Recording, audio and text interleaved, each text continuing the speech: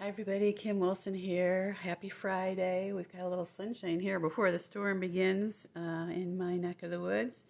I showed you last time the perennial postage dies because I said they were really kind of trendy now to do kind of a postage theme, and I couldn't wait to get mine started. Well, I have my bundle already in my stamp case. I mounted my stamps, have my magnetic sheet for my dies, and so I delved into them yesterday. And I wanted to point out that a couple of the sentiments here really go nicely with other items. So this one, "You Are Loved Beyond Measure," is perfect for the new suite in the mini catalog called Trusty Tools Bundle. Or if you didn't want to invest in the whole bundle, I would suggest just getting the Designer Series paper, which is free with a $50 purchase.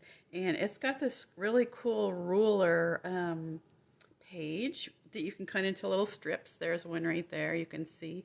And so that would go really nicely with that "You Are Loved Beyond Measure," and then just fussy cut a couple of the tools out and you have a great masculine card. So that's one of the future cards on my to-do list. So I can't wait to try that one. But the one I tried yesterday, I also noticed that it had a stamp set or a sentiment that says, "You mean the world to me." So I immediately thought of our Watercolor World background stamp from the annual catalog. And so I got myself some energy together and made a stamp or a card with that. So I wanted to show you a few little tips. Oh, here's the card first if you want to see it.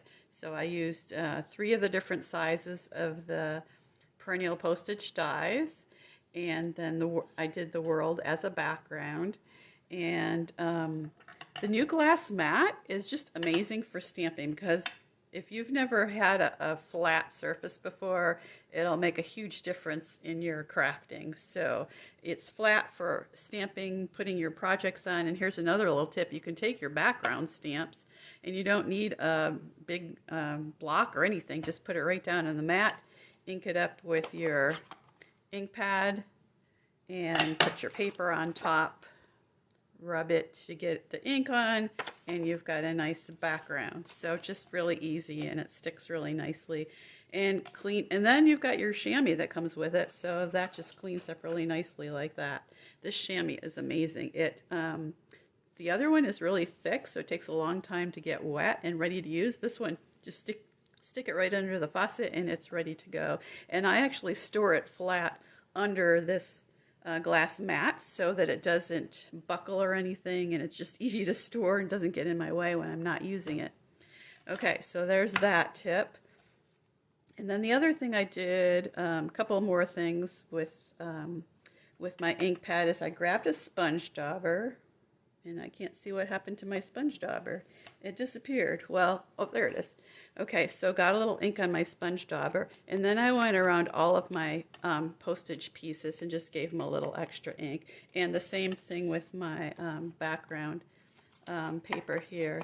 I especially like to get the corners inked up well. It gives it kind of a vintage aged effect. So anyhow, I did that on my card. And then one more thing is this little die here is just an embossing die. It doesn't cut, so you'll want to have your cut piece. Like I used this other little square here and then did the embossing die on it. And then I thought afterwards, after I'd already made this card, it's really a little bit hard to see that embossed butterfly and postage cancellation mark. What if I had inked it up? So what I did was I just took it and just set it and tapped it lightly on my ink pad so that it was inked up. Grabbed another square of my postage and put it on and ran it through my machine, and that's where I got this little piece. So another easy way to just add a little highlight to that embossed section so it pops out just a little better. Put some ink on it. So there's some tips for you. Oh, one last tip is this. These little cork things are really cool. Let's see what they're called. Adhesive backed cork rounds in the new mini catalog. So I'm making it kind of a masculine card here, so that's a perfect accent for it. Those little cork pieces. So I put 2 up here and 1 down there, and my card is good to go. So it wasn't very complicated or difficult, just a few pieces to glue together and a few little tips for you. So hope you enjoyed that card. And class is next week, so make sure you come back next week for my rocker card and a couple other cards with the Be Mine Suite. Happy crafting, everybody!